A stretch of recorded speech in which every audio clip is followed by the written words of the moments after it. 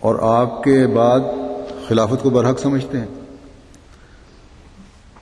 بیعت خلافت میں آنے والوں نے تو دنیا کے 189 ممالک میں احمدیت یعنی حقیقی اسلام کا پیغام پہنچا دیا۔ تم نے کیا کیا ہے؟ کیا خدا تعالیٰ کی فعلی شہادتیں نبی ماننے والوں کے ساتھ ہیں، یا صرف ایک گرو یا مرشد یا مجدد ماننے والوں کے ساتھ؟ پس خدا کا خوف کرتے ہوئے اس جھٹائی کو ختم کرو اور دیکھو کہ خود حضرت مسیح موعود علیہ الصلوۃ والسلام اپنے بارے میں کیا فرماتے ہیں۔ ان کی کتابیں شائع بھی کرتے ہو، چھاپتے بھی ہو، پڑھنے کی بھی توفیق ملے اور سمجھنے کی بھی توفیق ملے۔ خود ہی قرآن کھول کر دیکھ لو کہ ان لوگوں کے بارے میں خدا تعالیٰ کیا کہتا ہے، جو کچھ پر تو ایمان لانا چاہتے ہیں اور کچھ کو چھوڑنا چاہتے ہیں۔ حضرت مسیح موعود علیہ الصلوۃ والسلام ایک جگہ فرماتے ہیں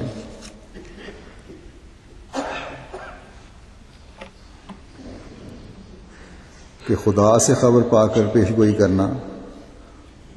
اور نبی کے لیے شارع ہونا شرط نہیں ہے، یہ صرف محبت ہے جس کے ذریعے سے امور غیبیہ کھلتے ہیں۔ پس میں جبکہ اس مدت تک 150 پیش گوئی کے قریب خدا کی طرف سے پا کر بچشم خود دیکھ چکا ہوں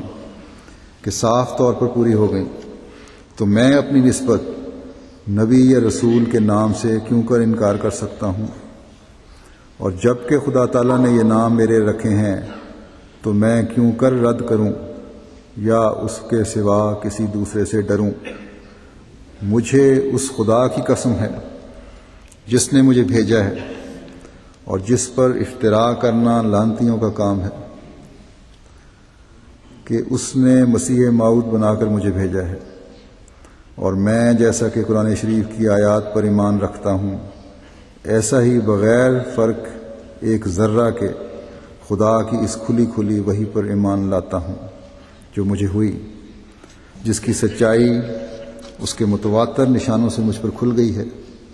اور میں بیت اللہ میں کھڑے ہو کر یہ قسم کھا سکتا ہوں کہ وہ پاک وحی جو میرے پر نازل ہوتی ہے وہ اسی خدا کا کلام ہے جس نے حضرت موسیٰ اور حضرت عیسیٰ اور حضرت محمد مصطفیٰ صلی اللہ علیہ وسلم پر اپنا کلام نازل کیا تھا۔ میرے لیے زمین نے بھی گواہی دی اور آسمان نے بھی، اسی طرح پر میرے لیے آسمان بھی بولا اور زمین بھی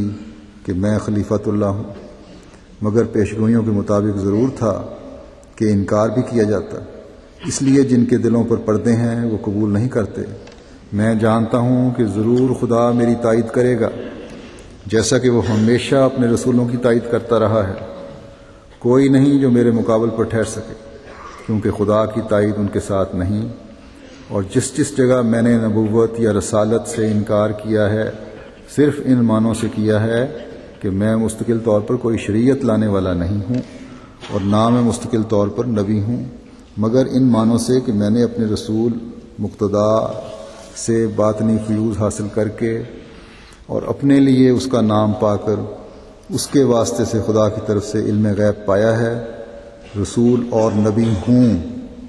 مگر بغیر کسی جدید شریعت کے، اس طور کا نبی کہلانے سے میں نے کبھی انکار نہیں کیا، بلکہ انہی معنوں سے خدا نے مجھے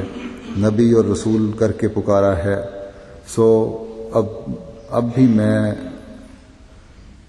میں ان معنوں سے نبی اور رسول ہونے سے انکار نہیں کرتا۔ بس کیا اس کے بعد بھی کسی قسم کا ابہام رہ جاتا ہے کہ حضرت مسیح موعود علیہ الصلوۃ والسلام اپنے آپ کو خدا سے حکم پا کر کیا کہتے ہیں؟ واضح اعلان فرما رہے ہیں کہ میں نبی ہوں۔ میں بسط ادب اور عزت اپنے ان بھٹکے ہوئے بھائیوں سے کہتا ہوں، آؤ اور اس روحانی انقلاب میں شامل ہو جاؤ جس کے لیے خدا تعالیٰ نے حضرت مرزا غلام احمد قادیانی علیہ السلام کو مسیح موعود اور مہدی موعود اور ذلی نبی بنا کر بھیجا ہے۔ وہ مسیح اور مہدی جس نے حضرت صلی اللہ علیہ وسلم کی غلامی میں اسلام کے پیغام کو دنیا کے کونے کونے تک پہنچانا ہے، اور پہنچایا، جس کو خدا نے بڑے واضح الفاظ میں فرمایا تھا کہ ان سب مخالفتوں کے باوجود میں تیری تبلیغ کو زمین کے کناروں تک پہنچاؤں گا۔ آج اس وعدے کو صرف وہی لوگ پورا ہوتا دیکھ رہے ہیں جو آپ کو نبی مانتے ہوئے آپ کے بعد خلافت سے منسلک ہیں۔ یہ پیغام آج ہواؤں کے دوش پر دنیا کے کونے کونے میں بھی پہنچ رہا ہے۔ بس آج انہی کی جیت ہے جو اس بات پر یقین رکھتے ہیں کہ آپ مسیح و مہدی اور نبی ہیں، اور اللہ تعالیٰ خود اپنے نبی کی تائید فرماتے ہوئے پیغام پہنچانے کے معجزات دکھا رہا ہے،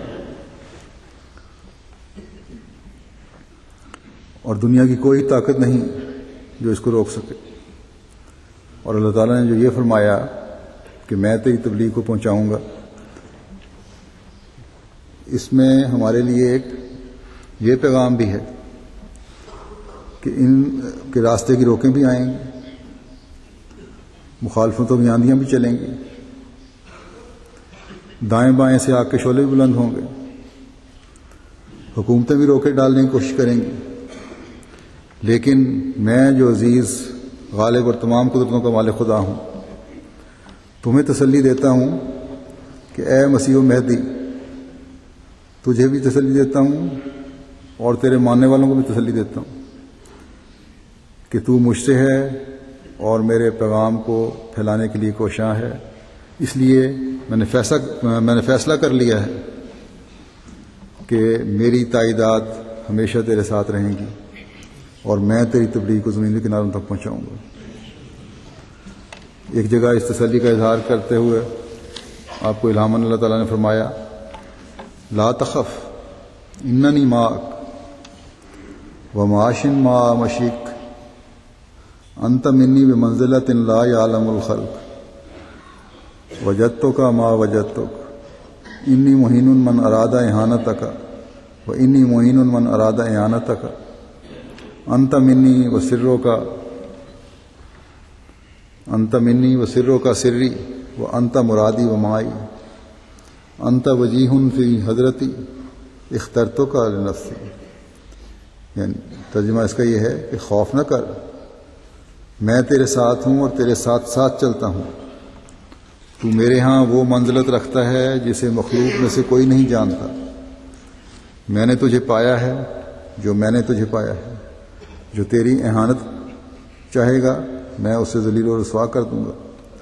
اور جو شخص تیری مدد کرنے کا ارادہ کرے گا اس کا میں مددگار ہوں گا۔ تو میرا ہے اور تیرا راز میرا راز ہے، اور تو میرا مقصود ہے اور میرے ساتھ ہے۔ تو میری درگاہ میں سائے پہ وجاہت ہے، میں نے تجھے اپنے لیے برگزیدہ کر لیا۔ بس جس کو خدا نے ہر قسم کے خوف سے تسلی دلائی ہے، اپنے تائیدات کی یقین دہانی کروائی ہے، ان کی بھی مدد کرنے کا اعلان فرمایا جو مدد کریں گے، اور احانت کرنے والوں اور روکنے ڈالنے والوں کو ذلیل و رسوا کرنے کا اعلان فرمایا۔ جس کو خدا نے اپنے خاص برگزیدوں میں شمار کر لیا، اس کے ماننے والوں کے لیے بھی کوئی خوف کا مقام نہیں، عارضی تکلیفوں سے پریشان ہونے کی ضرورت کوئی نہیں۔ احد کی جنگ میں باوجود مسلمانوں کے پاؤں اکھڑنے کے اور جانی اور مالی نقصان ہونے کے، دشمن فتح یاب نہیں کرا سکا تھا۔ آخر کو اللہ اعلی و اجل کا نعرہ ہی غالب آیا تھا۔ بس آج بھی جب اس اللہ اعلی و اجل نے تائید و نصرت کا اعلان اپنے محبوب کے عاشق کے لیے کیا ہے، تو پھر ہم جو اس پر ایمان لانے والے ہیں انہیں ان عارضی روکوں اور تکلیفوں پر پریشان ہونے کی کیا ضرورت ہے؟ گزشتہ دنوں عربوں کو بھی بڑی پریشانی کا سامنا کرنا پڑا، جن میں احمدی بھی ہیں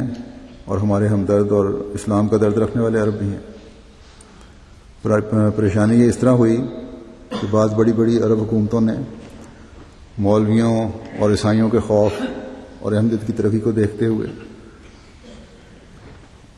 اور ایک وجہ اس کی حسد کی آگ بھی ہے اس میں جلتے ہوئے، ہمارے